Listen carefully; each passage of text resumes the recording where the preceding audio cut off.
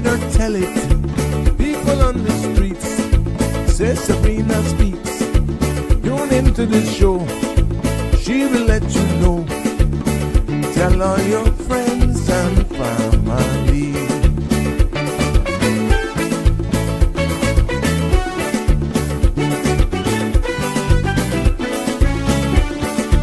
Real talk is no joke. You get the news straight up from grassroots and concerns. You hear some people gone. So tell all your friends to tune in to Good evening, Cayman. I'm Sabrina Turner, and welcome to Sabrina Speaks, your daily dose of clarity, truth, and community insights. Every weekday from 5 to 6:30 p.m., we're tackling the issues that affect you, from national headlines to grassroots concerns. Whether you're in traffic or winding down your day, this is your chance to hear it straight and speak your truth. So buckle up, Cayman. We're not holding back. This is the show. We gotta let you know. Now we got to go.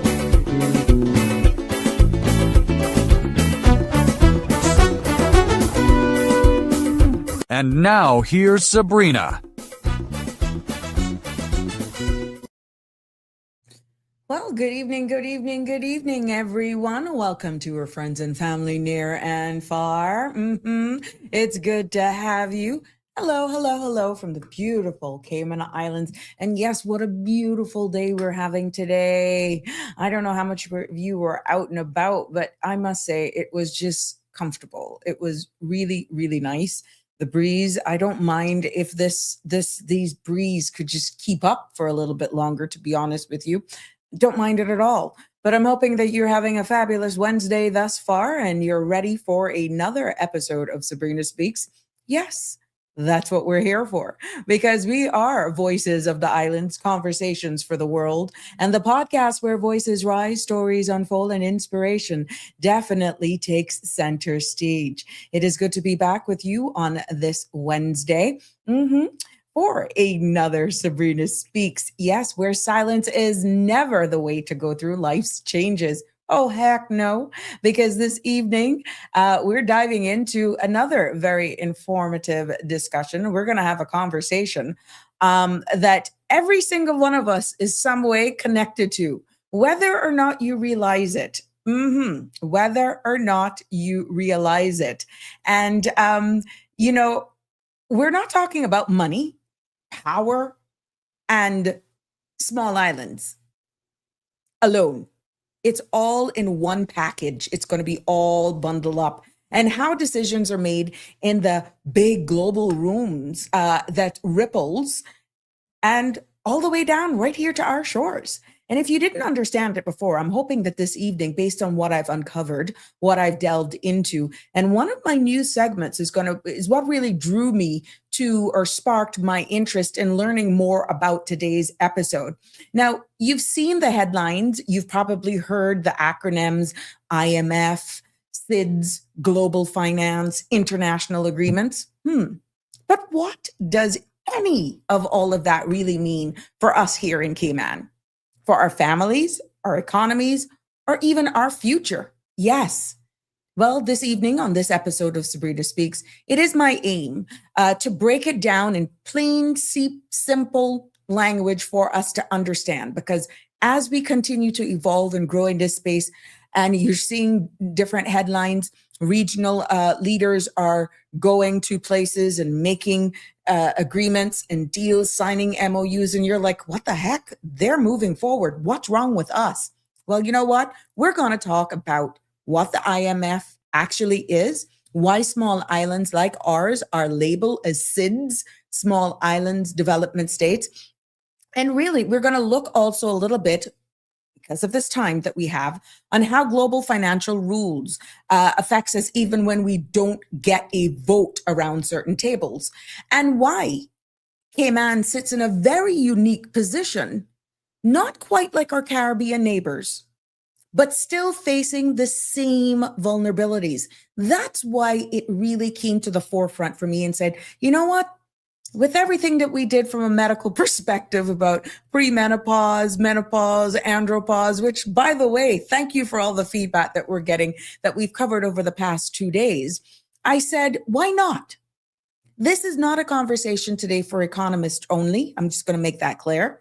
This conversation this evening is for every household, for every young person planning their future, for even every business owner, and yes, every voter. Every resident, every Caymanian who wants to understand the world we're living in. Because from the bottom of my heart, the truth is, small islands like ourselves don't get the luxury of ignoring global decisions. No, we don't. We feel them first, and we feel them in many cases the hardest. So this evening, we're going to make it make sense. And clearly, calmly, and as honest as I can be with you based on what research that I have put into this and just putting this segment together for you. And as always, this is a conversation, not a lecture by any means. So I want to hear from you. You can call in, WhatsApp me as well, 345-936-8255. And we're going to be live until 7 o'clock. And for those of you who are just joining us for the first time, welcome. Happy to have you on board. Thank you, all of those who are new followers, and continue to like, share, and subscribe, and tell your friends about us here on the Sabrina Speaks platform. So we're going to talk about where the Cayman Island sits and what we're facing and how we can navigate global money in this global money world as a small but mighty island. But you know what? After all of that, the content you're about to hear, including any decisions or opinions from myself, guests, and or my participants, is intended solely for general informational and entertainment purposes. It's not a substitute for professional, legal, medical, or financial advice. So I encourage you to consult with a qualified professional for your specific concerns. Bridge Media Limited and all its affiliates disclaims all liability for any decisions or actions taken in reliance on the information presented here this evening. Good evening, all of you. I see you're coming in. Thank you for commenting. Tell me where you're streaming us live from today, and all of my regulars, I'm going to get to you in our roll call section. But you know how we do it here on the Sabrina Speaks platform. We got to know what's going on with the weather. Yeah, we're an island. Why not? Why not? Let's go straight into this evening's weather forecast. Compliments of our friends over at the Cayman Islands National Weather Service. Yes, the synopsis this evening is calling for moderate to fresh northeasterly winds with a slight improvement in seas from tonight as the ridge of high pressure gradually weakens over the Northwest Caribbean. Now, a small craft advisory is expected tonight through tomorrow. Mostly fair conditions are likely to persist as a dry and stable atmosphere dominates. Now, radar imagery shows no showers around the Cayman area. The forecast for tonight calls for mostly clear skies at first with a 20% chance of early morning showers. Temperatures will fall near the mid to upper 70s. Winds will be northeasterly 10 to 15 knots with higher gusts. Seas will be moderate to rough with wave heights of 4 to 6 feet, and a small craft advisory is in effect. Now, the forecast for tomorrow is calling for partly cloudy skies with a 30% chance of morning showers. Temperatures will rise near the mid 80s. Winds will be northeasterly 10 to 15 knots with higher gusts. Seas will be moderate to rough with wave heights of 4 to 6 feet, and a small craft advisory is in effect. Now that means small craft alert or an advisory means that small craft should exercise caution over open waters, especially along the north and east coast. And within the reefs and sheltered areas, conditions may be gradually less severe in open waters, but operators should continue to exercise discretion as localized choppy conditions may still develop. Now, tonight, there's going to be a high tide at 8:39. Tomorrow, a low is for 2:42 a.m. and a high tide is at 8:07 in the morning. The sun will set this evening at 6:42 and sun will rise tomorrow morning at 6:08. The outlook is calling for pockets of moisture drifting over the islands, bringing brief early morning showers. Otherwise, fair conditions will persist. Now, the high pressure over the Atlantic continues to weaken. Thus, light winds and seas are expected by the weekend. Thank you, your friends over there at the Cayman Islands National Weather Service for that forecast. I love your job because, there's no wrong way about it. It is a forecast, but it does help us to plan our evenings, our afternoons, our nights, and we are hump day. So it gives us some sort of an idea of what the weekend is shaping up to in case you're one of those boaters, got a boat, got a friend that has a boat. They're my best friends. Oh, yeah. And you want to go out on the seas. So there you have it. Make your plans and we'll just keep you up to date as we get closer into the weekend. Good afternoon, everyone. I see you all coming in. Good evening. You hear the binging in the background? That's my girl sharing with the flower of the day, which will come up next. I wonder what flower of the day will make it today. And she got these names that poor me cannot even call. But I'm going to share them. We're going to have a kick out of it. Thank you, my sweet. I love you lots. And I think somebody else was sending me flowers yesterday. 936-8255. WhatsApp them on that number. 936-8255 if you want to get into this. Look like we're getting a plant segment here. Flowers of the day. And I love it. I love it. I love it. Honestly, it does bring something to you. Definitely. But for the person that was WhatsApping me on another number, 936-8255, to think, I saw them late last night, to be honest. So yeah. No, I see you. Don't worry. I'll get to you, my love. I'll get to you. Let's take a look at what headline and what news are making this evening's Sabrina Speaks news segment. And for those of you who are like, well, what the heck is she doing? Because I know we got newcomers to the platform every day. So it's worthwhile for me to explain this to my newcomers. If you feel like this is almost like a radio thing, guess what? We are preparing for radio because the CMR platform is heading for greater and bigger things. So what I've done, I've pretty much tailored the show in preparation for the next phase as we continue to grow in this space, because there will be a time very soon that this show, this podcast, is also available on radio. Yes. And we're going to be in the peak of that drive time traffic segment. So we're pretty much getting it structured for the next chapter of her phase. So if you're wondering, why is she changing? That's why. But for all of my oldies but goodies who've been here from day one, they get it. They see the transition. They see the improvements. And again, I thank you all for your feedback. Even though when it's on radio, you can't see it. The good thing about podcasting is that you can always go back. We're streaming on Facebook, YouTube, and Instagram as well. I'm getting better at that. So yeah, on the CMR platforms, you can follow me as well. Look for the Sabrina Speaks, the number 12 on YouTube, and also Sabrina Turner, community activist on Facebook pages as well. But I love all of you who are following us. And thank you so much for sharing the love and sharing the links as we continue to build and grow here in this space. Let's take it now to our news headlines for this evening, starting locally, of course. We're going to go straight into the Ministry of Planning, Lands, Agriculture, Housing and Infrastructure has announced a new sustainability partnership that turns green waste into agricultural opportunities. Now, under the initiative, vegetation cleared during CUC's power line maintenance will now be diverted from the landfill and processed by the Department of Agriculture for compost and mulching.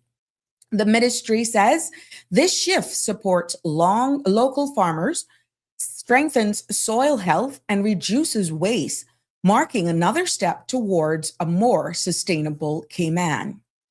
Other local news, we put our attention over to His Majesty Cayman Islands Prison Service. Yes, they're reminding the public that rehabilitation is everyone's business. Now, behind every reintegration initiative, community support continues to play a critical role.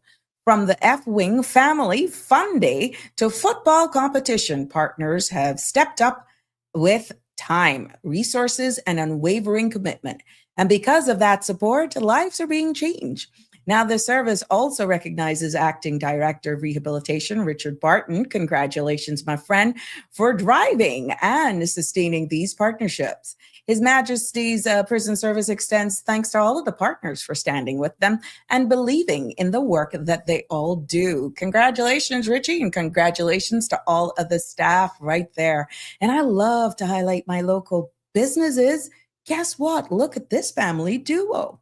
Congratulations to Daniel and Chris Kernel.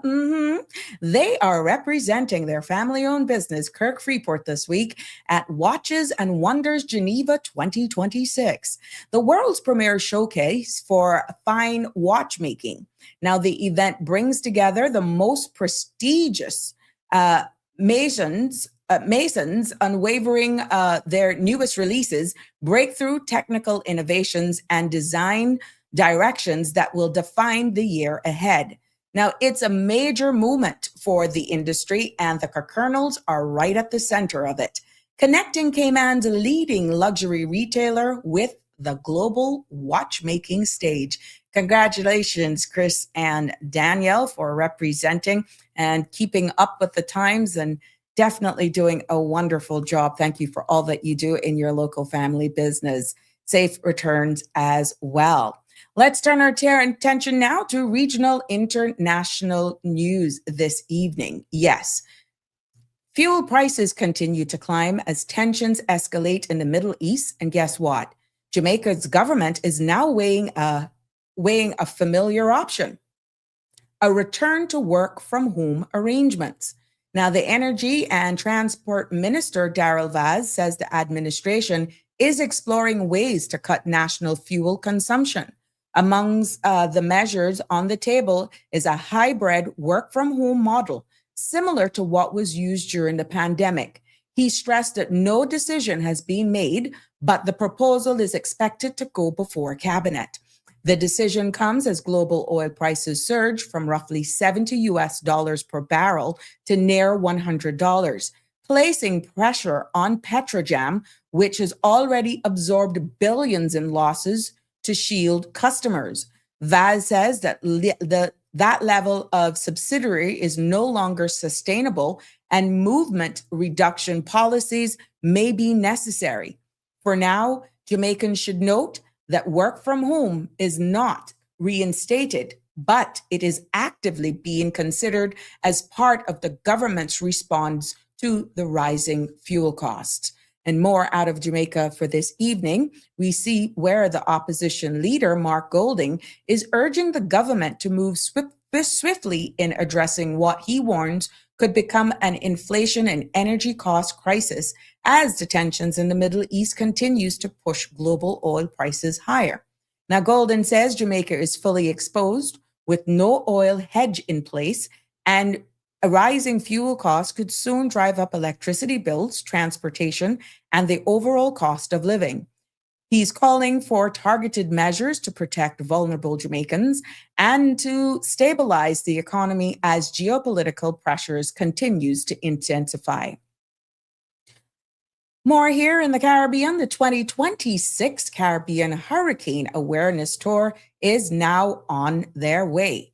After taking off on April 14th from the Florida Keys Marathon International Airport, the NOAA Hurricane Hunters and their partners are traveling across the region to strengthen public preparedness ahead of the upcoming season. Now, today, the team is in Rotan, Honduras. Tomorrow, they head to Belize City, and on April 18th, the tour concludes in San Juan, Puerto Rico. Now, the mission gives communities a close-up look at aircrafts and experts who track and forecast hurricanes each year. That's a good educational and lovely field trip that everyone could take advantage of.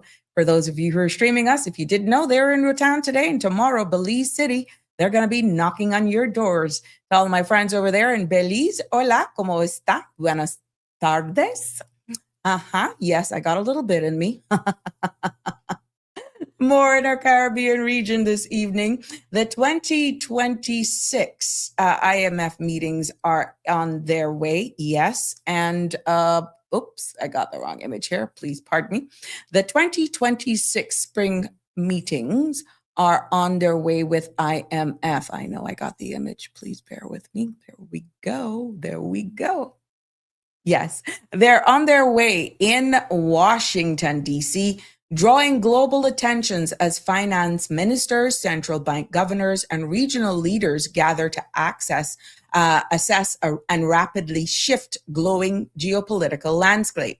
Now, this year's agenda includes the World Economic Outlook, a key flagship reports, and high-level panels examining economic impact of the war in the Middle East. Delegates from across the region and around the world are on the ground and ready as the meeting sets the tone for global financial stability and policy direction in the year ahead.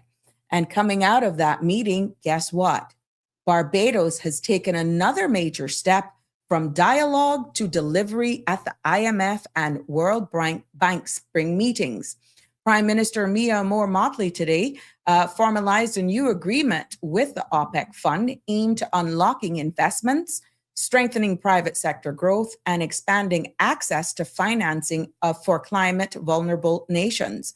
Now, the partnership builds on work that Barbados began back in Vienna through its leadership of the V20, focused on securing fairer support for countries on the front lines of climate impacts.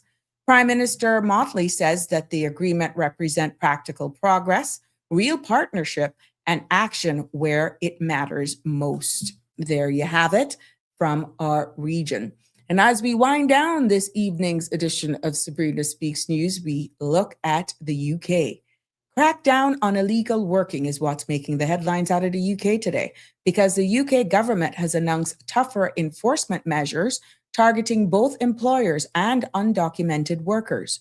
New rules include stricter right-to-work checks, more workplace inspections, and unlimited fines for companies hiring individuals without legal status.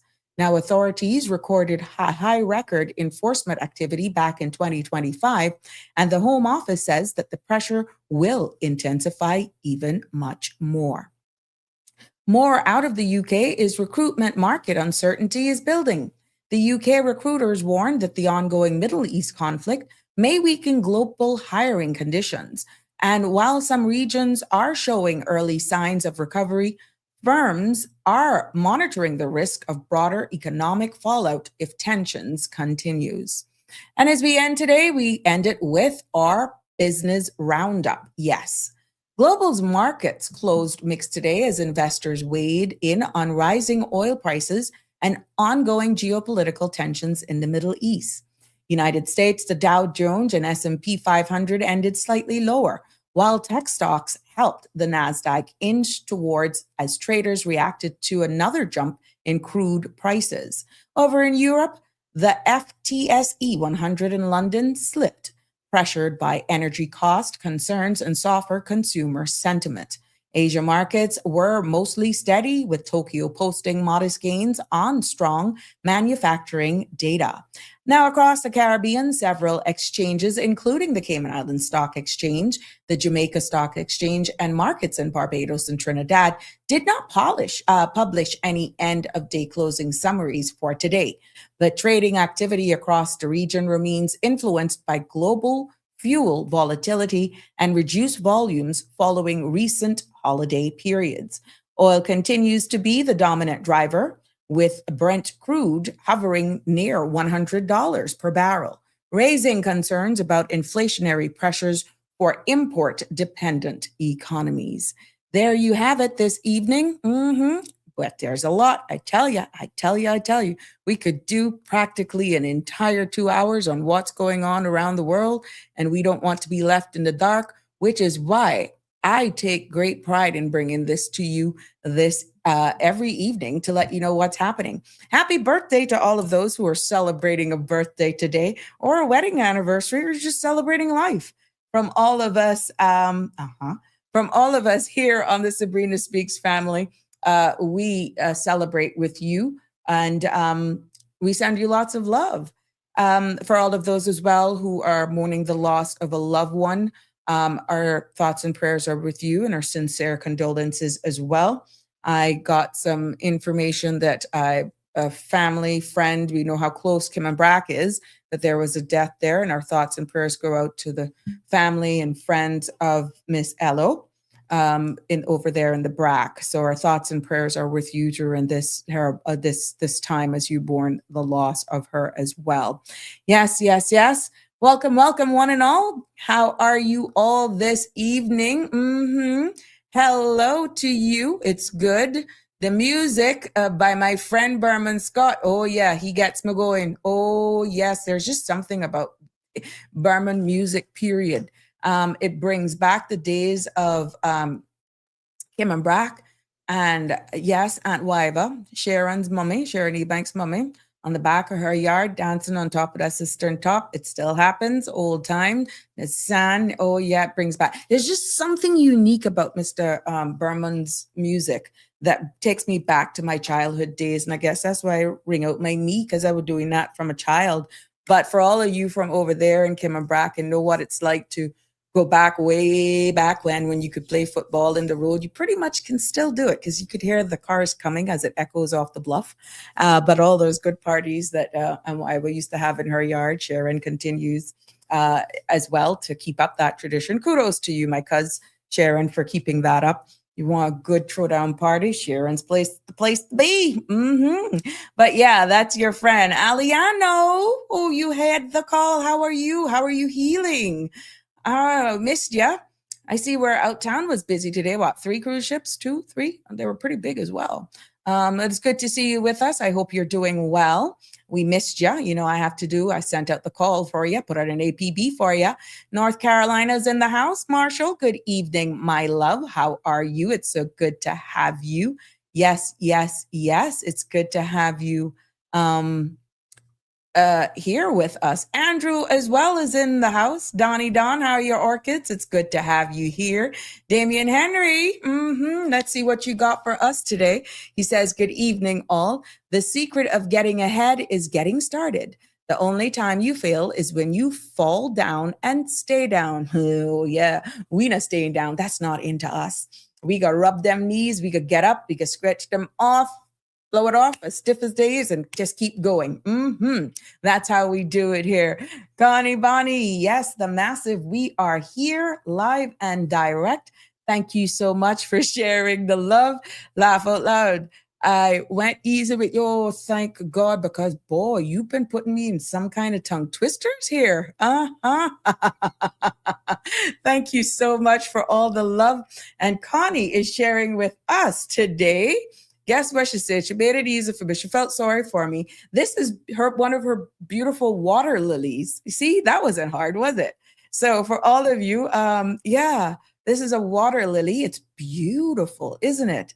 Yeah, it's beautiful. So thank you for sharing. That's the flower of the day. And Connie is sending me flowers of the day so that I can post here so that you can see, you can enjoy, sets the tone, shows you again how we just include all of you in here. And for all of you plant lovers, you can want to send me one of the day, you can. I'm not a green thumb at all, but I'm much better than I thought, to be honest. So yeah, what she says, I'm just encouraging people to showcase their talents. Never know where it may take us. You are so right. And you're doing a marvelous job, Connie, with how you maintain your orchids and all of your plants. Kudos to you. It says a lot about your space, your environment, and all that sort of stuff. Oh God, poor me. Only the ZZ plants and the snake plants, I can think, a little bit of periwinkle. Yeah, that everything else just go blop on me. I'm horrible. I am horrible. But yeah, I feel proud. I feel proud if they last longer than a week. Hey, Suzette, good evening. I am happy. How are you doing? Oh, thank you so much. I'm doing a great job. Thank you, Suzette. You guys make me happy.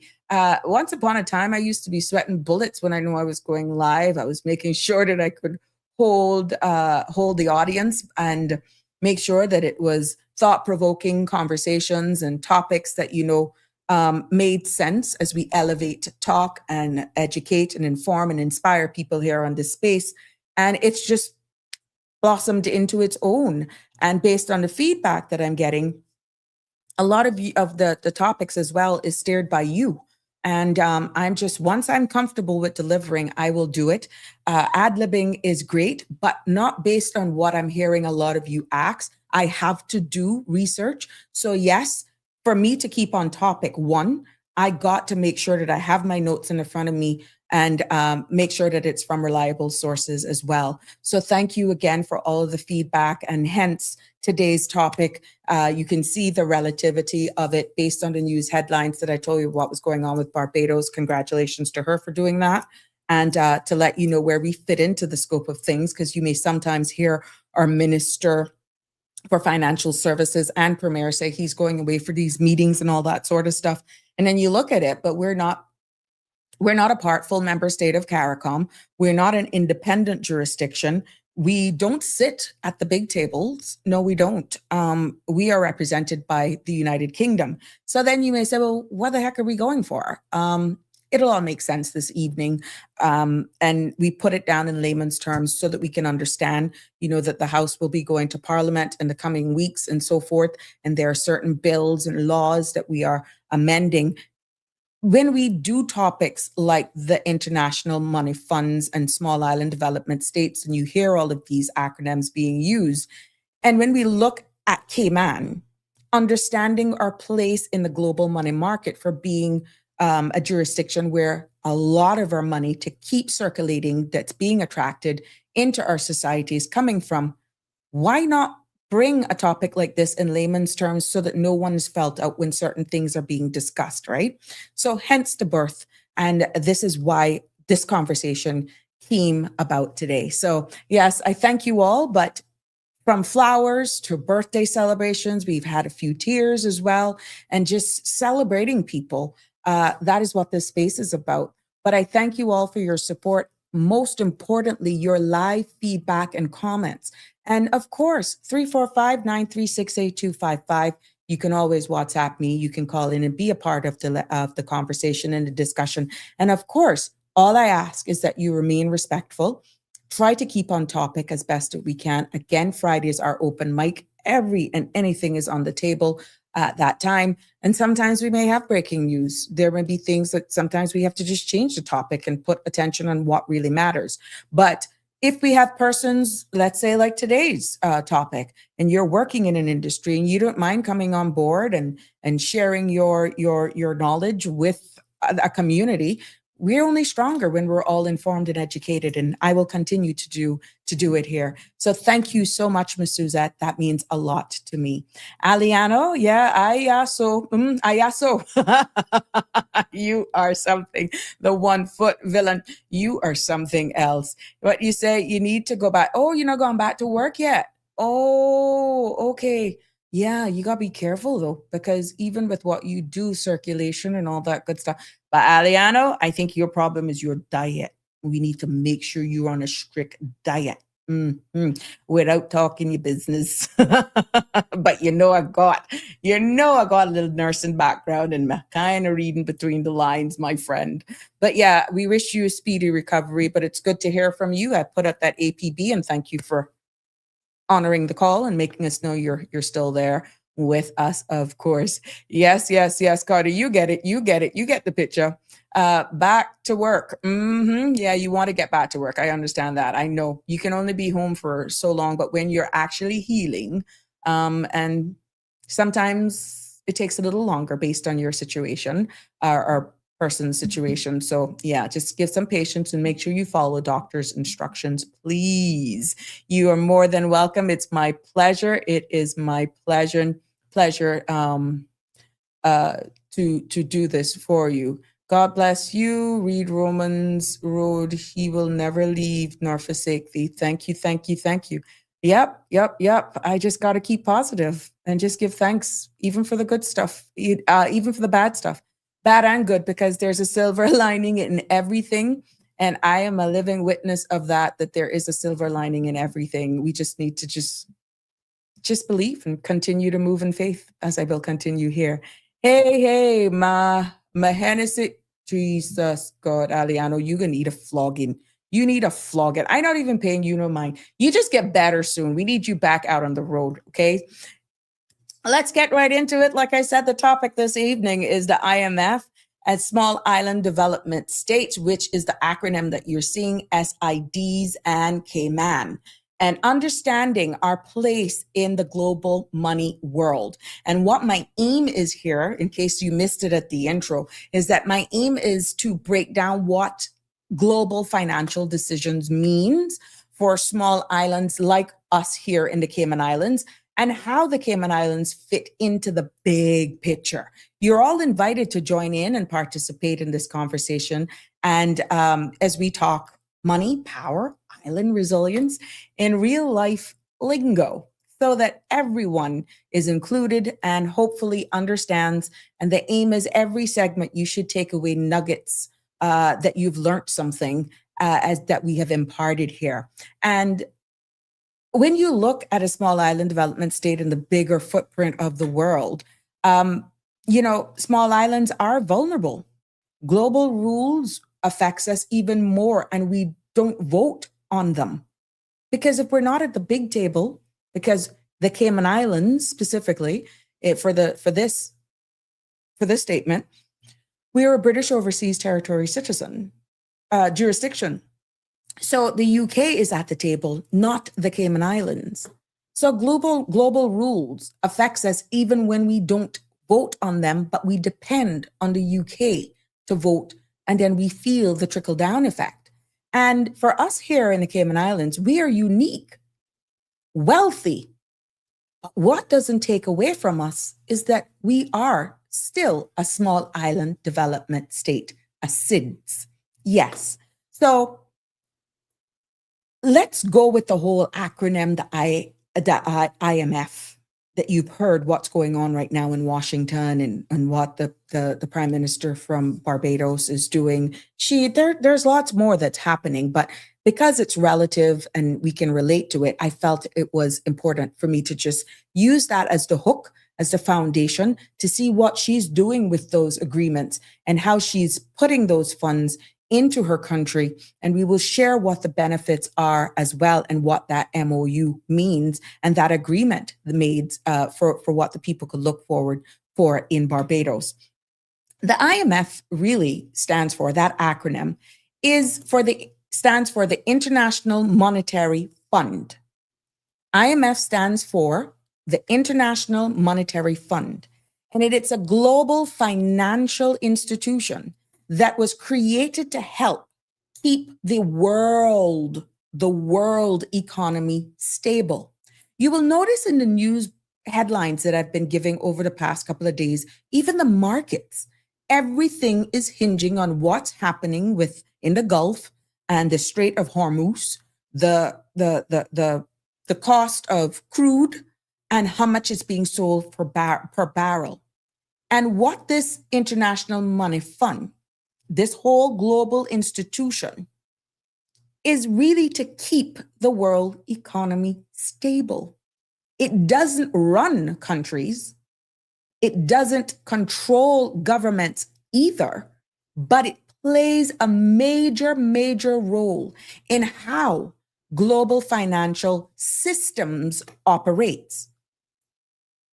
Stick a pin and bear in mind, we, the Cayman Islands, depend on our financial services, tourism as two of our key pillars, right? So this is why we need to pay close attention. And the IMF was designed to step in when countries face serious economic trouble. And trouble meaning if they find themselves in situations when a country's currency collapses, when inflation gets out of control, or even when a government can't pay its bills and risk defaulting. You hear what I'm saying? Read in between the lines. In those moments, the IMF is there to provide financial support and technical guidance to help stabilize the country's situation. Now, beyond crisis support, the IMF also sets global financial standards. And these standards, my friends, will influence how banks operate, how investors make decisions, and how governments manage their economic policies. So think of the IMF like the world's financial referee. And They don't run the game, but their whistle is very loud, and everyone, when that whistle is blown, pays attention. The IMF's assessments and whatever recommendations they make can actually shape the world's views, a country's economy. And that, my friends, can affect borrowing costs. It can affect investment decisions. It can affect overall financial confidence in that industry. So even if a country never ever borrows from the IMF's influence by itself still has the possibility or still has the reach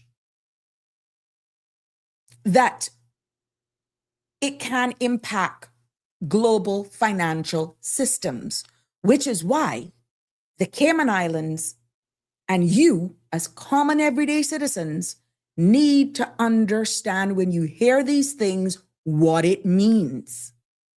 Yes.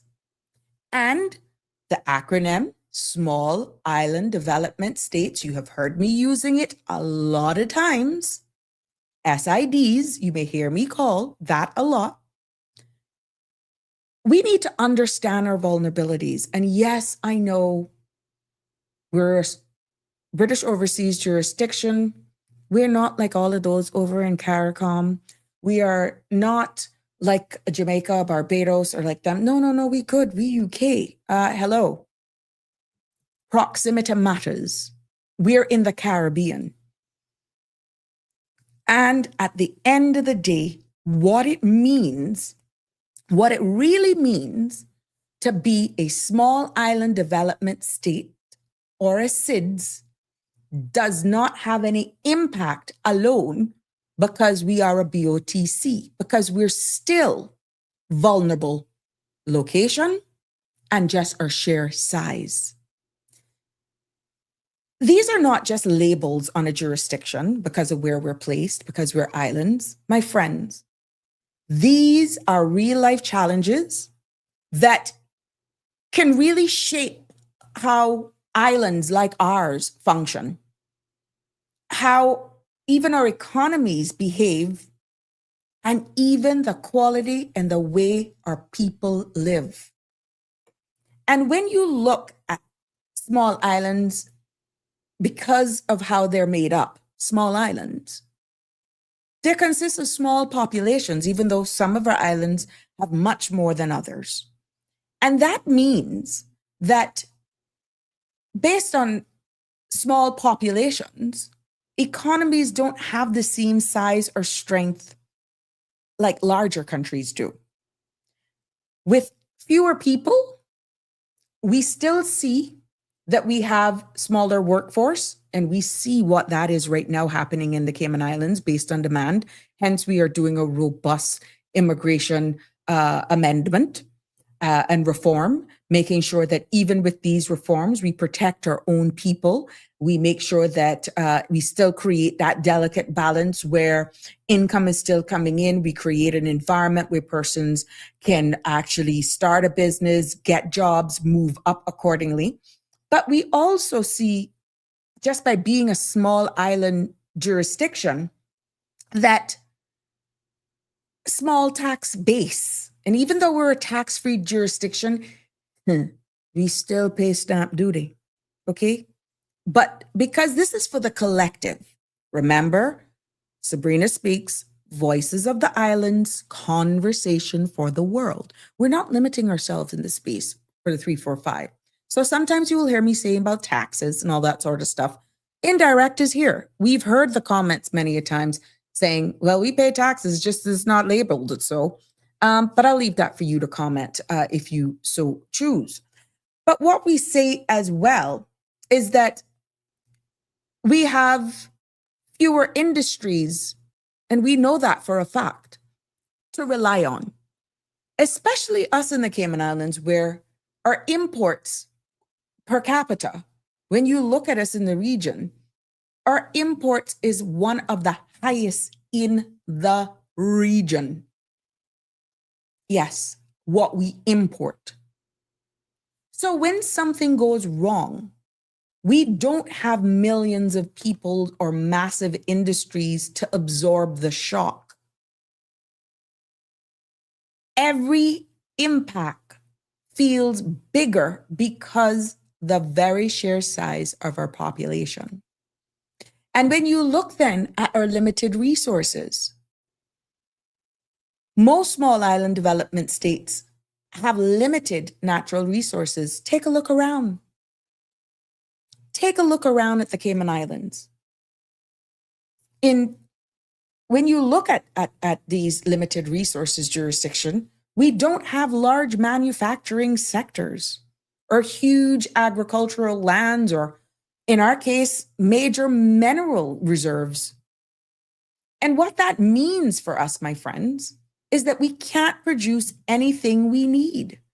And we can't rely on natural resources to drive our economies. And this is why we have to be creative. And it's all about a balance as well. Because our strength, really and truly, and this is going to blow your socks off, our strength comes from our people, our services, and our creativity, not from large resource wealth. Sometimes you will hear parliamentarians on the floor of Parliament get up and say, you know, we have to understand our markets. We have to handle this carefully. We are a service-based economy. That in itself is because naturally we're a small island development jurisdiction and we have very limited natural resources. So yes, our strength comes from our people, our services, and our creativity, not from resource wealth. And talking about the imports, because we don't produce most of what we consume, small island development states are highly import dependent. We see it in food, we see it in fuel, we see it in building materials, medication. Practically everything comes from somewhere else. So when global prices rise, when we see shipping costs increase, or when supply chains even break down, small island jurisdictions feels it almost instantaneously. And why? Because we don't have the luxury of producing our way out of a crisis. In many cases, we don't even have the land mass or the facility space based on whatever it is to stockpile stuff, which is why shipping routes, proper cargo facilities, no breakdown in services for replenishing is vital. And look at the tourism sector. Tourism dependent. Many small island jurisdictions rely heavily on tourism. Be it stayover, meaning those who coming in by air or cruise, or otherwise. Medical tourism as well. Sports tourism, those are other avenues. Tourism labeled for conferences, annual conventions, tourism because of concerts. You got people that will travel the world to, let's say, see Lady Gaga or Chris Brown, or I don't know. You get where I'm coming from with this? You have their fans that will travel the world to see them. And that's when you get an opportunity as well to showcase your jurisdiction. So hence, tourism from a different perspective. And what we see from these industries, because of us relying so heavily on tourism as well, the tourism sector brings jobs, income, and foreign exchange. but it also makes us vulnerable. We saw what happened during COVID. Because if flights stop, if global travel slows, or if crisis hits the tourism industries, our economies feel it instantly. I go back to COVID-19, when entire islands lost their main source of income literally overnight. So at the end of the day, tourism is a blessing, but it's also a major point in where it comes under vulnerability. And then you look then at climate risks. Yes. Small island development states, SIDS, are on the front lines for climate change.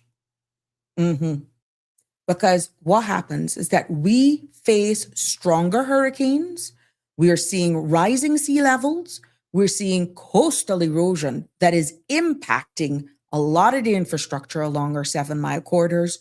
One of the things that were our biggest selling point in for a tourist, coastal erosion, we're seeing it. We're seeing flooding. And for what's in the forecast for 2026, we're also seeing heat stress. And this is so big. One storm can wipe out years of development. And climate risk is not a theory for us. It's a lived reality every hurricane season. Yes, it's a reality. Aliano says the stipend was nice, but the lockdown sucked. Yeah. And that stipend had to be paid and came out of somewhere. We still have to give God thanks that our country was able to lock down and still was able to find funding to be able to even assist those persons in that sector. So we have to give all of those who came before really a round of applause, because we would have been in a much worse position. And look, the financial industry and people were buying property just blindly. We did very well. Yes. I would like to hear, would we get through the coming economic? Well, you better pray. My friend, pray. Pray. You hear what I say? Pray. Hey, Miss Dorothy, how you doing, my sweets? Good to have you with us from Florida. Another thing that we have to look out for as well as the small island development jurisdiction is the high cost of living. Christ, even our locals are feeling this. It just comes with us living in a jurisdiction of our size. Because we import so much, because our markets are so small, the cost of living is naturally higher in small island jurisdictions. Every God's thing costs more to bring in. And as we see what's happening geopolitically, brace for impact. We don't have the economies of scale that larger countries enjoy. So you can't bring in, for example, of one item. Example, I'm just doing this off the top of my head.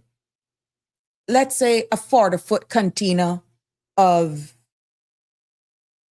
just Tide liquid detergent. You see what I'm saying? We don't have the economies of scale for just one container just of Tide detergent. You need to speak to the people in the industry, and Mr. Woody has been on here a lot of times. So when you hear the economies of scale, that wouldn't be sound for him to bring in 1 or 2 containers of just one item, because we don't have the economies of scale when we have limited size ships that can come in here and one container just holding that one item, not making much sense. Economies of scale. If we were larger, that you could justify that one container could be divested of by that one supplier, that one retail provider, in, let's say, by the time the next shipment come, good to go. But their share economy of scale or size or population, on the money side of things, it's a waste. It's a waste. Yes. That is when you talk about economies of scale. And we're not like larger countries that can benefit from economies of scale. Some families will feel the pressure more intensely. And of course, governments have to work harder to keep essential services affordable, which is why sometimes when we go and we run our mouths and not understanding economics, economy of scale, and we say we're going to do this, we're going to do that, and you're not looking at the ripple effects, oh boy, Houston, we got a problem. One crisis, my friends, can shake an entire island. And in large countries, a crisis is one sector can be absorbed by others. But in a country like the Cayman Islands, one crisis can shake an entire island. A hurricane, tourism shut down, global recession, or a spike in fuel prices, just bringing it home to reality, can disrupt a whole economy at once. There is very little buffer and recovery. In this case, and in many cases, takes longer because our systems are smaller and are more fragile. So there are 7 key things that small island jurisdictions just like ours have to consider. Because when we talk about small island development jurisdictions, really what we're talking about is islands that are beautiful, resilient, full of potential, but uniquely are very vulnerable.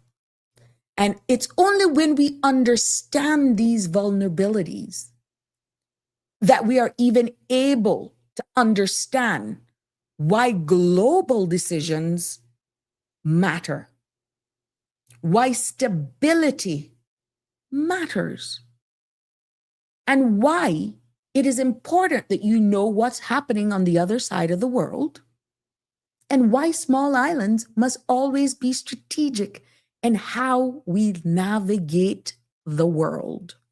Not each other, not regionally, because I can assure you our brothers and sisters 45 minutes away, Eastern Caribbean, they gotta feel it just like us. Yes.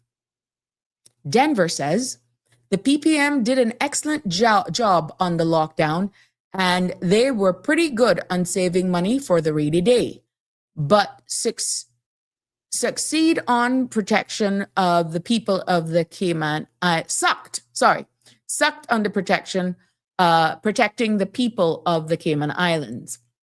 Andrew says, well, Cayman Islands is a British dependent territory. It doesn't have the industrial capacity to seek any financial support from the IMF. You are 100% about becoming creative with our plans for sustainability. Our financial industry, as a major player globally, isn't what it used to be. Tourism is very fickle, as rising costs will affect us more and most Caribbean islands due to non-production of food and materials. At this time, we have to get the drawing board and sketching out a mode, some sort of model. I agree with you. I totally agree with you. And Denver says the only reason we have limited size ships is because the PPM allowed the foreign people and select Cayman idiots to stop the port project. As if it had went through, the shipping companies would have leased much larger ship to import our goods. I'm quite sure that topic will come back up very soon. My gut is telling me that is actually the case. Andrew further says, I went to a local discount store recently to get toilet paper and they didn't have any. This was the 3rd time I went there in in the first month, and they didn't have. Can we imagine if shipments are not able to bring in and the cost?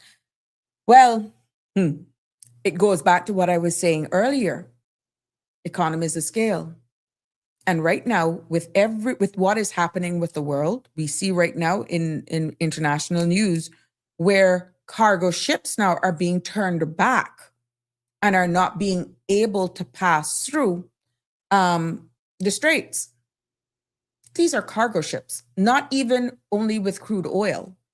So if we're thinking that we're not going to have an issue, and even if we say, oh, we're not getting stuff directly from their raw materials, let's say, go back to toilet paper. Let's say that the roll for the toilet paper comes from the base product of that is coming from over there and it's being turned back. Maybe those companies, I'm just using this hypothetically as an example. You can make the paper, but what are you going to put it on? Creativity. But that may come at a higher cost. So we may continue to see the cost of that going up because, again, countries are looking, companies don't have certain things. We see where farmers are pretty much in a panic because the chemicals are used for fertilizing our goods that should have actually been on shelves right now is being blocked because of all of this blockade that has been going on. And it could impact crops for our summer fruits and vegetables and stuff because the lack thereof. Farmers are literally panicking because of what's happening. Yes. So these are real things that could impact us. And you can see why I brought it down into context is that it just highlights the vulnerabilities of small island development jurisdictions. Now, I'm not telling anybody or everybody to go out there and start hoarding. That's not a solution either. Yes. Andrew says, I would hate to say this, but I see rationing of goods per family if things continue to worsen. Andrew, if people really listen and pay attention to some of the news headlines, they can connect the dots. And I'm not withholding information. I'm not withholding any information because I'm not the government. I'm not the government. But common sense will tell you there's just certain things. If you are going to prepare for possibly the inevitable, you would get your house in order and just do basic things, not hoarding, not to go and panic shop because that's not helping the situation either. But be smart. Hurricane season is coming. Maybe you may want to start ahead of time in doing certain things so that it's not a mad dash for things that may be out of completely because they're just supply chain issues or they just can't get them again. But I would prepare for exactly what you're alluding to right there without saying what I know you're saying. Aliano says, I'm going to invest in a toilet paper making machine. You son of a gun. Yeah, I bet you want her to go drive again. Some silver thatch parm, booty wipes. Oh, Aliano, what are we going to do with you? What are we going to do with you? Denver says, we're very dominant in the financial world. And there are multi-billionaires that continues to invest. However, some of the very big investors are concerned about the deal our premier has signed to get us off the blacklist. Mr. Anthony Travers made a statement on the Austin Harris and Elio Solomon show last year. And who knows better than this man? I got to double check and see what he said. I think there was an article for True on that. I'll look in more into that, Denver. So we'll stick a pin there. Let me stick a pin there. And I will go back to see exactly what that means. So, well, who to tell? Maybe you've heard us say, hint, hint, there is a good opportunity for our government to just have a press briefing with everything that's going on right now around the world and have representatives from the various stakeholders and industries, i.e. the Chamber of Commerce or utilities companies or supermarket representatives, our fuel supply companies. I'm not talking about RFREG. I'm talking about fuel supply companies, and just have a representative from the opposition, of course, a representative, the premier from our government, our elected arm, and of course, the governor.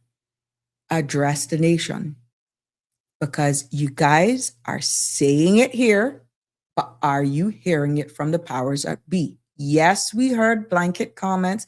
Oh, that we're watching what's going on geopolitically. When was the last time that was? And we see what's happening right now.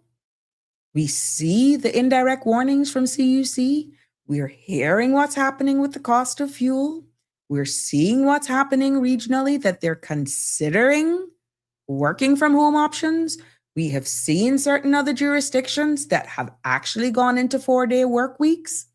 I'm not saying it again. Control the narrative, my friends. All you have to do, and I know we just had the Easter weekend, or you're just coming back. When you look at the last time a statement was made about the beginning phases of what was going on with this war, that was a long time ago. And we continue to see certain things continue to become a reality. We're seeing where it's extended even longer. Your people need to hear. Your people need to hear from our leaders, representatives from certain industries, so that you don't have somebody creating a narrative that isn't aligning with facts when you have certain key people speaking key things. You're seeing media from other jurisdictions that are getting funding and doing certain things to help their people to weather the storm, geopolitically or otherwise. We're hearing crickets. If you agree, comment below. If you disagree with me, comment below. Would you want to see a press briefing where you can have industry stakeholders at the same table addressing the nation to just get information to let us know where are we in the state of readiness, not just from your politician, but industry stakeholders, representatives? It would be interesting to get your feedback on it. It would be. You could see it if you could get in your show. See if I could get him on your show someday. Tony Travers, I'd be more than happy. Personally, I know these Cayman Island status holders since I was in the banking business for a short term for 4 years. Yeah, I get you, Denver. Thank you for that idea. These are the people that were very concerned about Cayman, which they have helped build the financial industry and genuinely care about Cayman and Caymanians. It's one thing about casting the net and doing a public invitation or otherwise, if they have the appetite or desire to come on this platform. But I don't know why, but I will definitely try my best to reach out, Denver. But yeah, I would be happy to have that level of discussion with them here on the Sabrina Speaks.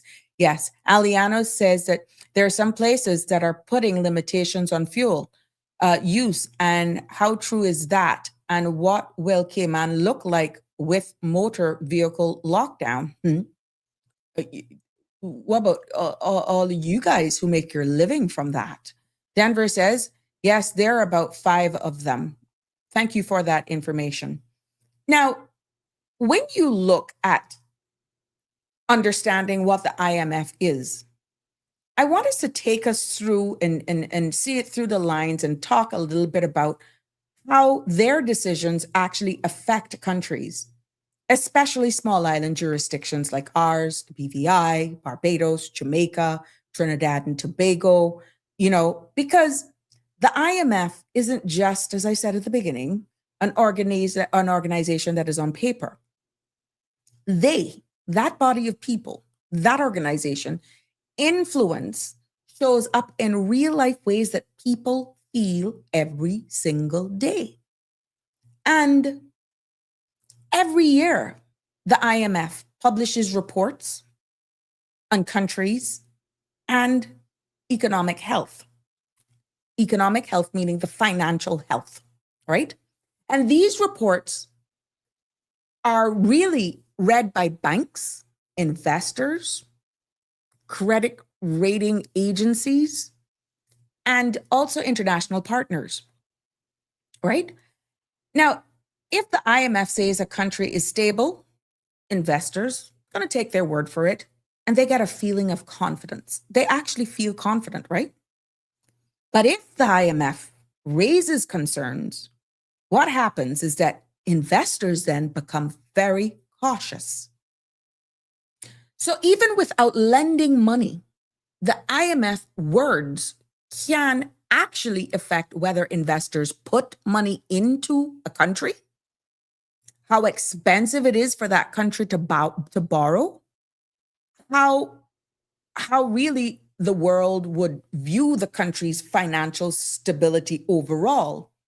And in short, what happens is that what the IMF says can move or halt markets. Now that's powerful. Connie is saying, yes, we need to know. That is, yes, we need to hear from the government with a press briefing of some sort with industry stakeholders. Thank you for that feedback. And please, at the end of the day, I welcome it. So when we look at that, IMF itself, when they give advice, in the great scheme of things, governments should or they pay attention, okay? Even if they don't always agree, they can't say they don't know. It's placed in the front of their eyes. And if the IMF recommendations can influence decision on, let's say, a country's taxes, their public spending, their subsidies, what they can get, social programs, how they can uplift their voters, their people, their country, and debt management. Governments know that ignoring the IMF's advice can severely affect their credibility internationally as well. So, if the IMF's recommendations often shape national policy, it will do that directly and or indirectly. What we also see from this is that it sets global standards for financial stability as well.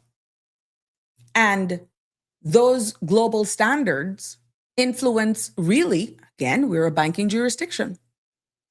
They influence how banks operate, how regulations are written, how compliance systems are even designed, and how financial oversight is carried out in a country.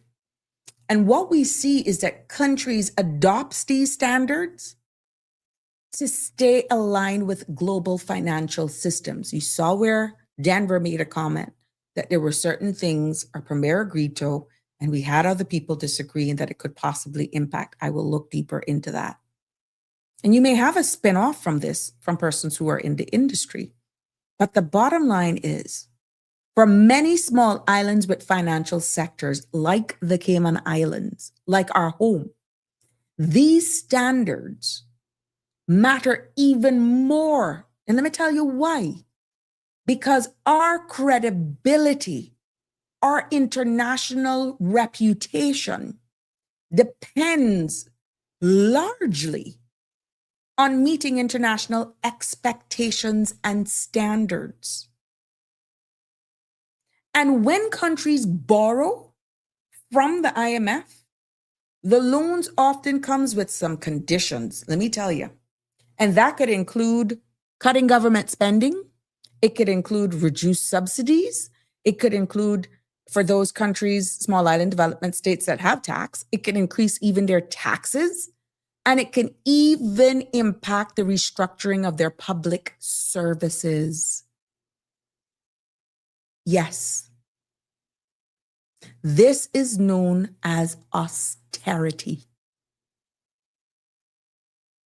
You learned a word today.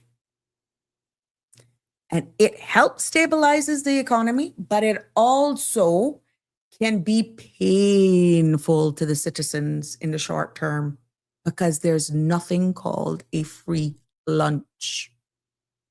Not every money, not every loan is good. Not every country faces austerity, but it happens when people of that country or those countries feels it directly. Andrew says, start planting more trees, breadfruit, ackee, papaya, mango, lime, scotch bonnet, whatever you can grow in your backyard. Famine is coming. Not fiction, a reality. The average purchasing price of the dollar has diminished. All this war is about is petrodollar and control of the oil industry and the 1% who control the financial system. Wake up, everyone.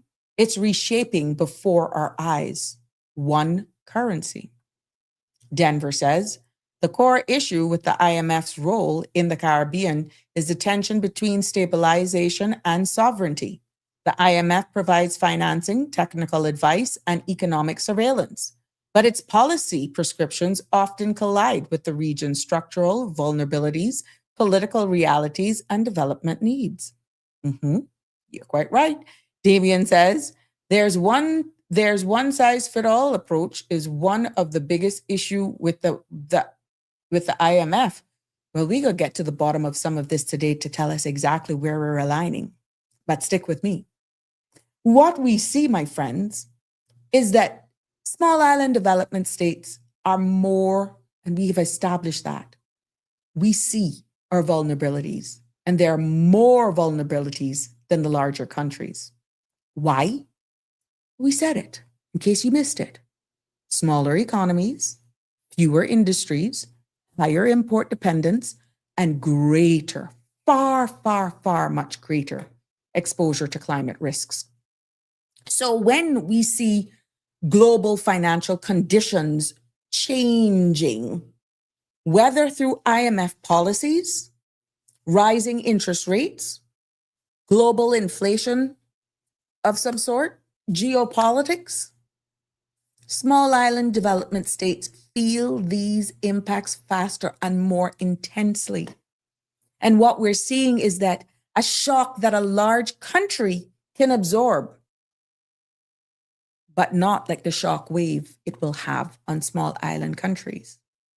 So when we look then at their IMF's influence, we're not talking about something distant or something that's even abstract. No, we're talking about real life impacts, real life effects on investment, government's decisions, banking rules, even national budgets, and everyday lives of our people. But especially in small island vulnerable states like ours. So even though we may not have a direct seat at the table, and the seat at the table is filled by the UK representatives, the trickle-down effect, just by how our national model is set up and where we get a lot of our income from, you think some of those instructions not passed down through England that it's impacting how we're operating today? Think again. All that I have said so far, and especially on the last part with their influence on us, even if we don't borrow from the IMF, they still have the power. They still shape the world we live in. You see where Jamaica's IMF programs, Barbados' economic reforms, we see it again in the headlines, and we see Grenada's recovery plan, all IMF backed. Yeah, because what I'm going to do is that I'm going to bring it home with Cayman's unique position with the IMF. But before doing that, what I have seen, and just as I read into the news today, is that we see where our neighbor there in the Barbados, for context, in case you missed it, Barbados just secured Barbadian dollars 100 million in development financing from the OPEC fund. And I'm reading this directly. And this money isn't about oil. What it is, my friend, it's about this agreement that they got into, right? Is about strengthening their social services, supporting vulnerable families, and improving the systems that help people. In their case, it is a long-term investment in the well-being of Barbadians, especially during a time when small islands are facing big pressures. Now, for their case, this isn't quick cash for them. It's an investment in the future well-being of the people in Barbados. And the OPEC fund also recently partnered, listen to this, with Caribbean Development Bank to expand financing across the region. But guess for what? To expand financing across the region for climate resilience, renewable energy, food security, youth programs, and more. Yes. So, all of my people from Barbados, your country isn't just getting a loan. Barbados is stepping into a bigger regional opportunity. Now, the big question is, what are the conditions? We ain't getting into their local politics. I'm just letting you know and using that as an example of how other small island development states is using these organizations and what they're used for. So the biggest takeaway about this agreement that Barbados has just executed, it is really about strengthening the social backbone of Barbados. And that is really the system that protects the people, supports families, keep communities stable, and it's development money, not debt trouble. It's development money, not debt trouble. It's a long-term investment, not a short-term panic. So what we're seeing there is Barbados capitalizing on these. And hopefully what the people of Barbados will see is exactly some of the things that I've cited here. I'm hearing people crying for bigger, better hospitals, a better and a more improved healthcare system over there. But again, let them deal with their local politics. I'm just giving you context based on what we're talking about. And we know that Barbados is a small island development state, just like us here in the Cayman Islands. But I want to bring it home. I want to bring it home with where we are uniquely positioned in the IMF world. Denver says, in many societies throughout history, charging any interest at all was illegal or considered morally forbidden, especially under religious laws. What we now call interest is historically treated as usury, and for long periods, usury meant interest, not just excessive rates. Denver further says we need more premiers and leaders in the Caribbean, like Miss Mia Motley. She has a very strong voice. She has a strong following internationally. She's well respected, and she's definitely trumpeting climate change and the resilience, being resilient, and the vulnerabilities as small island jurisdictions are impacted. And she's using that to maximize what she can get out of all of these things. Good for her. Good for her. At what expense now? Again, let her deal with that locally. The woman has succeeded in the polls for 3 terms. The people know. Just leave it. But for the context of what we're talking about, there we go. Leave her alone and let her deal with the politics side of things, the local side of things. But internationally, I must say, yeah, she's well respected around the world. No surprise to people here. Cayman is not, and if you didn't know this before, you know it now. Cayman is not a member of the International Monetary Authority Fund. Just let me make that abundantly clear. And it's not because we opt out or because we didn't even qualify. It is because the Cayman Islands is a British overseas territory. And what that means is that the United Kingdom, the IMF membership, they do that on our behalf. Yes. And really what that means then is that we do not have a vote at the IMF. Cayman does not sit at the table when decisions are being made. Cayman does not borrow money directly from the IMF. And all of that is handled, my friends, through the UK. For the mere fact that the UK is the sovereign state. But, and this is the part I want us to understand, our people, even though Cayman is not a member, we still have to follow global financial standards. And that, my friends, the global financial standards that the IMF helps shape. You may say, but that's not making much sense. Let me tell you why. It does. It does because we, the Cayman Islands, is a global financial hub. Remember I said it at the beginning. Follow me. We host thousands of financial institutions. You heard me right. Investment funds and international businesses alike.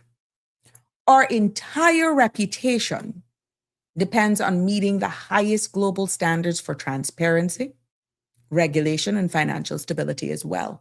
Hence, Denver made that statement. So, my friends, when the IMF sets expectations for banking rules, anti-money laundering standards, oh my God, what are you trying to do me right now to open up one account just because I ran and for office, I am a pep. Oh my goodness, what I am going through just because I served. I can't put it into words. I just have to sit and wait, but I digressed. When the IMF sets expectations for financial oversight or even global best practices, our island, the Cayman Islands, must align with those standards to maintain credibility for international financial systems. We don't borrow money from the IMF. Let me repeat. We don't vote in the IMF. But we absolutely operate in a world influenced by IMF rules. And because of our financial sector is so important to our economy, staying aligned with these global standards, my friends, is not a choice. It's not optional. It is vital. So Cayman's position is quite unique. Because of us not being a member, we are deeply connected. We don't participate in the decisions, yes, but we live in the environment that those decisions create. And our financial strength depends largely on staying in unison, in line, in step with global systems. Yes. Trust me, we don't sit at the table, but we still eat the food they cook whether or not you like it. You see the FATF rules, you hear the OECD transparency, you hear the AML regulations, global tax standards. Yeah, all of that. We eat the food whether or not we like it. So if we don't vote, how do small islands speak up then? Hey, I could tell you about that. We going in there. So I'm hoping you're following me with where this all makes sense, right? Hope I'm not boring you either. Damien says Jamaica owes roughly US 600 and Barbados, that's million. Barbados US 400 million. Please, Damien, make sure those are right. Overall, national debt. Interesting. Denver Douglas says she's a real leader protector for her people and her country. I'm assuming you're speaking about Premier Mia Motley. CE Banks, good evening. It's so good to have you here with us. Denver also says, we allow the UK to have too much control over Cayman because of weak leadership. That's not the case, Denver. Unfortunately, Constitution I think we really need to look at that, because that's a broad statement and it is not entirely true. You got to understand how it is. You can have our leaders going over there and beating their chests and all that sort of stuff. There's some serious constitutional changes to adhere, that if they're doing it in isolation, I'm not saying everything you have to roll over and play dead with. We have seen representatives of the past, and we've heard stories where we've had leaders before that have gone over there and said, "Not today, Bobo." There's a way, but it's the things and times now have changed, and it's not just that simple as bottom line what I'm saying. Yes, we could have some more assertive leadership, but that takes collective responsibility, and you need the support of all your people. But at the end of the day, as a British overseas territorial jurisdiction that answers to the UK, we need to do a segment exclusively on that, as to what that means and how you stay in line versus how much push really does your elected arm have when it comes to saying, I'm going to march over to the UK and this is what we want and that's what we want. Let's see whether or not you'll be entertained, or you'll be like, I don't know. Stick a pin right there. We can possibly look at that entirely, but thank you for sharing your comment. I love that, Denver. Keep coming, keep them coming. Damian Henry says the Cayman Islands often shares financial data with the IMF Statistics Department for global economic dissemination, even though it's not a member. Correct. It's just because of how we are shaped, and we are heavily a financial jurisdiction. Denver Douglas says Danny could really expound on that. I'm sure he could. And the floor is open. Denver says, you are really screwed because of our administration. Oh, you don't understand the spillover effects of running and serving your country. And it is a trickle-down effect even to my immediate family for doing nothing wrong, but for serving your country. It's just how you're labeled. To be honest, but that's a personal thing. I just have to exercise patience because I ain't dirty. That's for sure. Andrew Campbell says in 2004, Hurricane Ivan, it is stated that Cayman Islands sustained CI $3 billion damage, apart from insurance companies paying out claims. Where did we get financial backing? Excellent question. I'm quite sure a combination of things. I think there was some borrowing as well from the UK. Is that was from that? I don't know. We can dig into that. Andrew, let me just do that. Please remind me. Denver says, I'm sorry, we have an option. Better, stronger government. Don't stand down. They're afraid to stand up. Yeah, some people are saying that. Sorry. Some people are saying that we could be a little bit more assertive. I can't disagree with you. I'm just regurgitating what is being said out there. And yes, our constitution must be amended. Yeah, so it all depends. And that's where it starts. They have to buy into it, unless we're talking about going independent. If you can't go by what they want, when you want it, that sort of stuff. Outside that, you're talking about, hey, let's cut the navel string. Let's go on our own. Are we ready for that? I'm quite sure. Yep. Yeah. Sabrina, it's not personal. It's real. No, that is why I didn't take it personal. Trust me. Reading all of this and preparing for these show, Denver, is why I just smile at the storm and wave, and what you could do. It is the rules. It is. No, I didn't take anything personal. It took me a little while to understand it, because I've gone back. Okay, I'm a regular member of civil society. Why am I having to go through this? Oh, you're a PEP, Miss Sabrina. You're still a PEP. And then you educate yourself and you go into these things, and then it makes sense for serving your country. That's what happens. There's a big bullseye on your back, because you're exposed then for, I guess, money laundering and doing all sorts of stuff. So yeah, I am high risk, and it is extended to my immediate family, my sons, my family, even my helper was impacted as well. So yeah, it just doesn't stop at the person who run for political office. It is by extension, even my siblings, my brothers. Yeah, they were impacted by that whenever they were doing any financial transactions. They're asked, do you have anybody? This is a legit question. on forms that they were filling out. Do you have anybody that's in political office or close links with the government? And of course, they had to declare their sister. And I got the calls. This is what we get because you choose to run for office. Yeah, but they got through. But yeah, so it's far reaching. But it still was a noble calling for me, and I it was an honor. And now that chapter is behind me, and here I am. But yes, so you may wonder then, if we don't vote, how in the name of God because of us being small in size, we're not silent.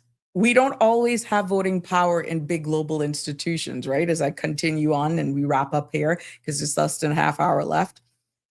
But we've built strong strategic ways to make our voices heard. And the Cayman Islands has continued to set the bar in financial industry, even as a small island development state and a British overseas territory jurisdiction that does not have a seat at the table. We still have done well. And please allow me to walk you through the main ways small island development states advocate not only for themselves, but also on the world stage. No, plastic fantastic. I would never stand for office again. No, I did my turn. That's not for me. To give of service, oh yeah, but not for political office again. And I endorse that statement. Would you ever stand for office again? I love my people of Prospect. I love the people of the Cayman Islands. And trust me, they are still crying to this day. But it's not for me. And I endorse that statement. But I love them dearly. I will always have respect for them. But no, there are other ways I can give of service without being on a political stage and be very, very impactful and influential. And it doesn't have to be labeled by a vote or being a political figure. I did it. I am here. And I'm just so happy that I did it. But it has made me see life through a different lens. And I feel it is some of the downsides of being a small island development states.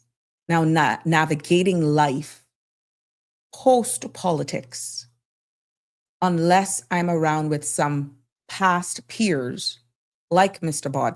Roy Bodden, one would not understand when you actually say you will never do it again, where that comes from.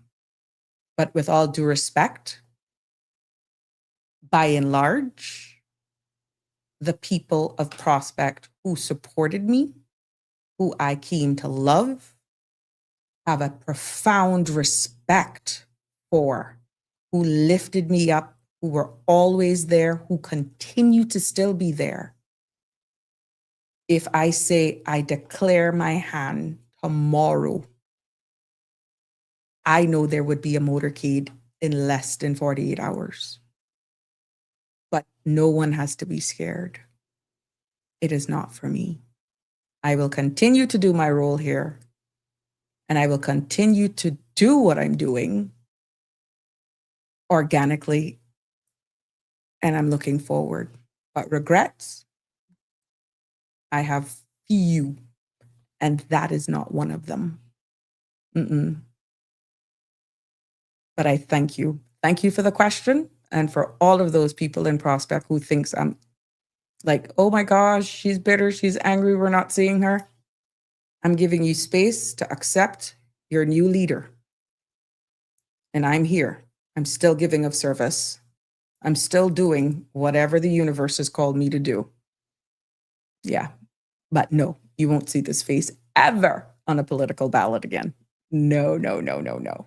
Denver says, Sabrina, it's bureaucracy and BS. They can continue. They can't go do it forever. Denver says, sometime I believe if 30% of us didn't vote, we would be much better off because political hands out. That's why they vote. look here, that's a whole different story.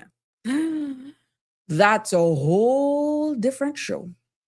And this is why I elevate talk to telling you what about IMF. Let's continue, because that Denver, you're talking about accountability, unless the gatekeepers do their jobs and the voters stop selling their vote, it ain't gonna stop. Lest I digress, and let's continue. We speak about CARICOM all the time. CARICOM, my friends, is one of the strongest tools small Caribbean nations have. And even though they got some little issues going on right now, I'm watching you, CARICOM. I'm watching with what's happening, and I have been reporting a lot on what's going on because I'm a little disappointed, to be honest, but whatever's going on geopolitically right now, we're only as strong as our weakest link. And if we as Caribbean jurisdictions don't stand together with what the CARICOM is made up of, even though the Cayman Islands is a partial member, we're done. So y'all better hold it together. And I'm speaking to every one of my CARICOM leaders right now. We all better hold it together. Because as one of the strongest tools small island nations have, CARICOM, that tool is made strong because coming together as a regional family, CARICOM allows us to speak with one unified voice instead of 14, 15 separate voices. And when we see CARICOM takes a position on trade, for example, climate change, financial rules, development issues, the world listens because it represents an entire region, not just one island. You saw what happened the other day when all of those warships were in our region. I've never heard the word sovereignty and independence, and we saw other Eastern Caribbean countries coming together to say how we're going to boast up on travel inter-island connectivity. Even Cayman at one point got on the Barbados train, and we had flights going directly to Barbados. Small island development state. We're a partial member of CARICOM. We're not a full member. Do you understand what that means? CARICOM, the organization, one family. There's strength in numbers. And CARICOM gives small states collective strength. And I was so happy to see the last CARICOM meeting that our premier attended. The pictures are there. That, my friends, need to continue.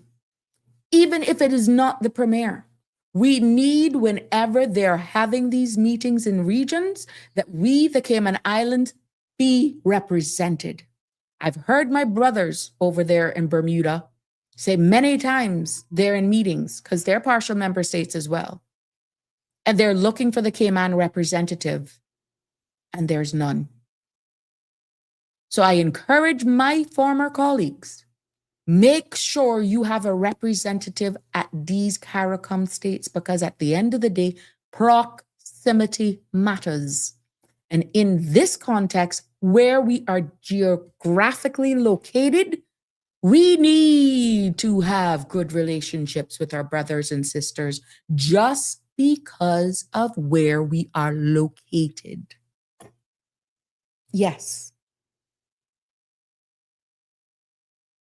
Then you got Alliance of Small Island States.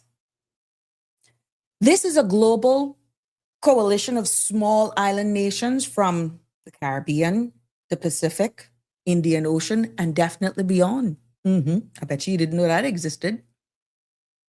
And this group of people was created specifically to fight for the interests of vulnerable islands as well. Now, their power is powerful in climate negotiations, because what they actually push is for climate financing, emissions reduction, and protection for islands facing rising seas. The acronym is AOSIS. And that organization, that group, they make sure that the world understands that climate change is not a future threat for us.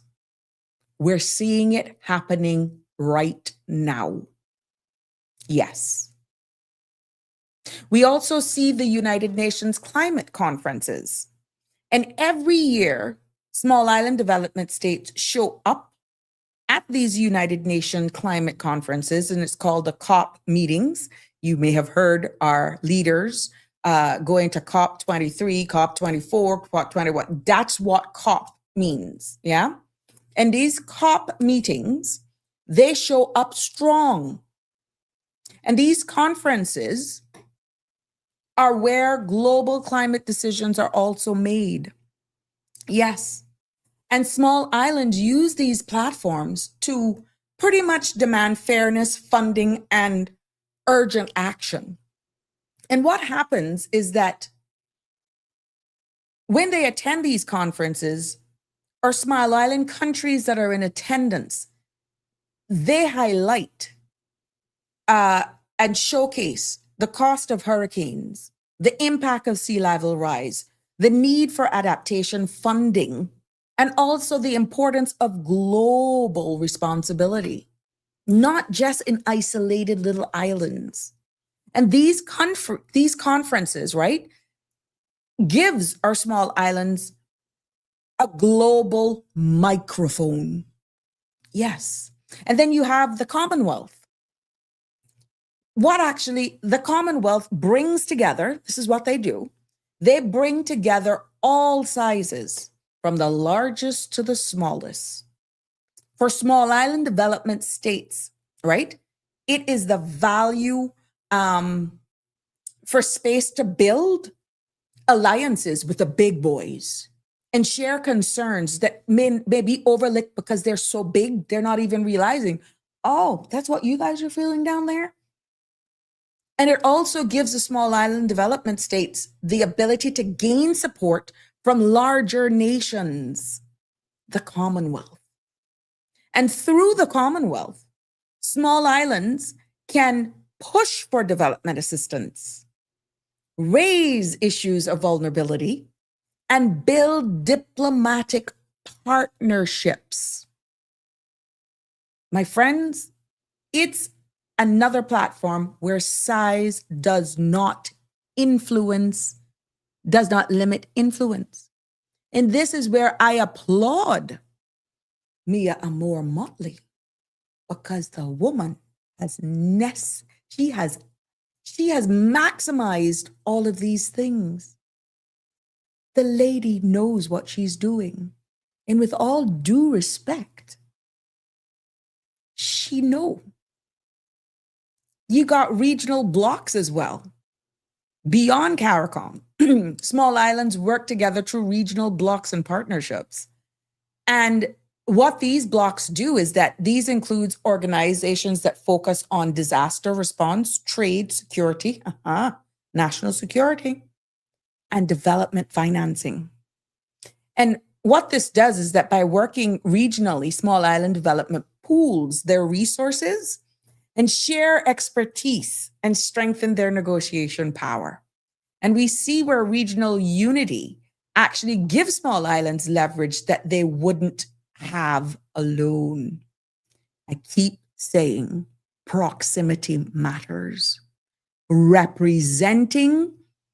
Having representation is vital, because you do not understand the power of bargaining, the power of friendships, relationship building, whether or not we're a British Overseas Territory jurisdiction, until that time comes and you need to call a friend. Yes. Plastic Fantastic 5665 said, I voted because my grandparents weren't allowed. I vote for my working class ancestors, weren't given a voice. Democracy, use it or lose it. That's right. That's right. Andrew says the Cayman Islands is portrayed in some movies like The Firm. Tom Cruise, Gene Hackman, as linked with money laundering. This has since been moved to a better place in the last 35 years. Nevertheless, we still continue to maintain integrity and transparency in our financial industry. We have come a long way, and it's not an easy task, I'm telling you, because definitely all spotlights continue to be at us. We've gotten ourselves out of some financial holes, and we have strategically placed ourselves on an international stage. We have created an environment that shows we're above board. You got to work hard to keep there in the top spot. Denver says, so that's why some politicians want more allowance. Even said publicly they can't afford to take care of their constituents. They have to use their own money, making $15,000 monthly an allowance where there's money being used. Where's their money being used? You don't know what people's household expenditure is, Denver. What the heck? We can't speak for individuals. I'm going to be honest with you, Denver. As a farmer, as an entrepreneur, before getting into political office, I took a huge pay cut to serve my country. And let me be very bold. My independent standard of living changed significantly, solely being dependent on my government income that was used to serve my people during elected office. I didn't keep my business. I closed my business out of integrity because of the type of business that I ran. Yes, I didn't get contracts for my business while sitting as a cabinet minister. No, I closed my business. That's a difference. But yes, in hindsight, sometimes I wish I had kept it open because it would have provided an independent subsidized income in order to what is needed to meet the needs and the expectations of what your voters expect when it comes to representing. So if you don't want to have handlers, financiers who expects a payback, then the thinking and the mindset of the voters of what they expect of their elected officials has to change.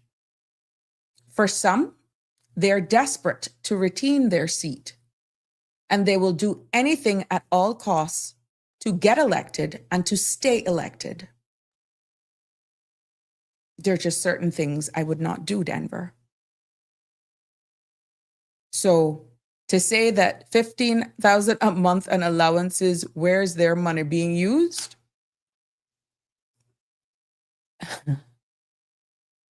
If an average of $3,500 a month goes out between Foster's, Cards, Water Authority, and possibly CUC vouchers, sometimes that's just in CUC vouchers because people fall in hard times. And if that is looked upon as a must that every month you do that, and it's not only your prospect people, I'm speaking from my perspective, just using this as an example, we have to educate our people that giving out gift cards and food cards and that sort of stuff does not validate the representation of an MP. We do admit that people do fall in hard times, but it shouldn't be this constant thing of every week you have to help somebody with food and light and water, that sort of stuff. And if you don't have it personally as the MP, some of those same voters will go on and they will say all kind of mean things. They would make up story, and you spend half of your time defending your integrity for a vote because you couldn't give them a gift card, because you couldn't turn on their $1,200 light bill. Ladies and gentlemen, we need to have a real conversation. Real conversation. And then you'll have those who want to get elected and they don't care because they got the financing, not their money. They're bought and paid for, and they're going to pump that money into wherever they're running to feed what people want. But if you can be bought, trust me, you can be sold. And a lot of people don't see that side in what running for political office have now taken on. And it is real. Yes, this is real. You will have people hijack you for sponsoring certain things. And if you say no because you just don't have it personally, they expect you to have it. And there's no excuse because you are elected, your salary is mine, and I voted for you, and now it's time for me to cash in. I've actually had somebody use that line on me. I voted for her. Now I'm cashing in. Literally. Some people are made for that and others are not. So that's the reality. And if it continues to do that, and people can get the funding, and the people who are funding them will shut their mouths and not think, but I bet you when certain things come around that table and they got to make decisions that are even against their constituency, they can't say no, but you got to take what you get. Because they are controlled by who is feeding you when you ask for this and that and that and that. Yes. That, my friends, is the unfiltered truth, and I'm still being diplomatic. There are others out there that can tell you exactly the realities are on the ground. And like I said, some people do it because it's the only income they have. And they will do it at all costs, if it even means meeting your demands. Some are not going to go there. And I chose otherwise. Denver says, the carbon footprint is the problem, not global warming and sea rise, in my humble belief. Demian says, we seriously lack bartering strength, and I think that's what you mean, bartering strength in politics. Denver says, yes, however, I trust your opinion. However, our elected politicians are not in-house to hand out money to their constituents, not saying we should not help one in need. Yeah, there's a balance. But literally, if they were to be very honest with you, sometimes that's the only how they are returned to political office, because they have pretty much a magic number that they know, once I can fund that particular amount of people every week, every month, every whatever, you get what I'm saying, then guess what? Dish or there's 1 minute to go. Good evening, caller. You're live. What's on your mind? Good evening. How are you? I'm fine, thank you. You don't worry about. We need a motorcade, but not for politics. Because my horn. Oh, your cowbell. We need a motorcade for some other thing, can't we? And then to get some stress out, because I like that. So Yeah, I know. I'm so stressed out, and they gonna get. So we need a motorcade for some other reason, not politics. Yeah. Leave them alone. Cause I guess you see what went on Honduras, what a thing. I never seen nothing like that in my life. Oh my They got goodness. two alcaldes now, a blue and a red. Yes, sir. What a mess that in. Mm-hmm. Because the people spoke on the 30th of November, and now they look like only the liberals speak on the 12th of April. I don't understand that. They said, well, re-election, and neither blue went out and vote. So they say the liberals vote in, the liberal Cherie vote in, Cherie. I never seen nothing like that in my life. It's only Honduras that a corruption like that can happen. And some people can't go sit down, boy. They're hungry for power. It must be some big thing that they want on there. And then Rotan come and dig them out in, boy. I tell you, so when the hurricane, the firebomb thing hit the Rotan, I would give Banaka one slice of bread, one nail or nothing, but how they can come and get big. And what you would just say, money, talk, and bullshit, what was big payoff. Yep. Yep. Well, thank you for that, my sweet. But yep, The old group president there, but tell him this Friday vote for him. If Mhm, he not doing a thing. So, mhm. they got two. I don't know what happened down there, but they got two alcaldes. I feel they have put one upstairs and one downstairs. Well, anyhow, I'll look more into that. But we reached the top of the hour now, my friend. Thank you so much for calling in. Yes. Oh my gosh, time flies when you're having fun, huh? And I know it was a little hard hitting, and we did cover a lot of ground, but I'm still not finished. Tomorrow, maybe I can just. It's not very much ground that I have to cover, to be honest with you, in regards to this topic. But I hope you were able to get the gist, and you can break it down, and it all makes sense. And I hope that when our leaders get up to speak, especially more from the financial sector, there are times that Monetary Authority does promotions within their organization when they're making legislative changes, and we make them hear that as we continue to evolve in this space and I continue to engage with these topics, that it'll be easier for you to understand and see exactly where we're aligned. Because I wanted to get into collective bargaining, what that means, and that kind of aligns with exactly some of the comments that we're actually saying here, which tells me you guys are following along.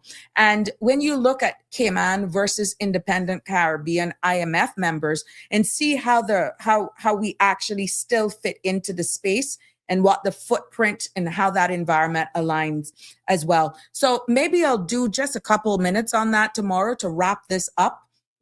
And we'll go into another topic, but I'll leave you because I'm doing some more investigation on a press release that I read as a breaking news the other day. But I'm waiting to get some more information. And if we get that information overnight or tomorrow, pay close attention to my advertisement for tomorrow, because we're going to dig a little bit further into a press release that I read to see what's not being said and definitely what's said. It has been my pleasure bringing you another episode of Sabrina Speaks here this evening, this Hump Day Wednesday.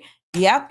Thank you all for joining me. Thank you all for coming. Thank you all for participating as well.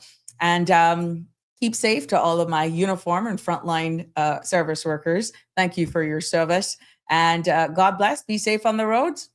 Love you lots as usual. Take care. Good night. See you all tomorrow. That's a wrap for today's edition of Sabrina Speaks. Thank you for tuning in and for being part of the conversation. Remember, the dialogue doesn't stop here. Stay engaged, stay informed, and most importantly, stay empowered. We'll be back tomorrow at 5 p.m., same time, same place, right here on CMR TV and radio, where your voice matters and your truth is heard. Until then, Cayman, take care of yourself and each other. That's it for today's edition of Sabrina Speaks, where your voice matters, your story counts, and your truth is always welcome. Join us weekdays from 5 until 6:30 p.m. right here on CMR TV as we dive into the topics that matter most to you. Catch the show live or on demand at cmrtv.com. And don't forget to follow us on Facebook, YouTube, and Instagram so you never miss a moment. Until next time, stay informed, stay engaged, and always speak your truth.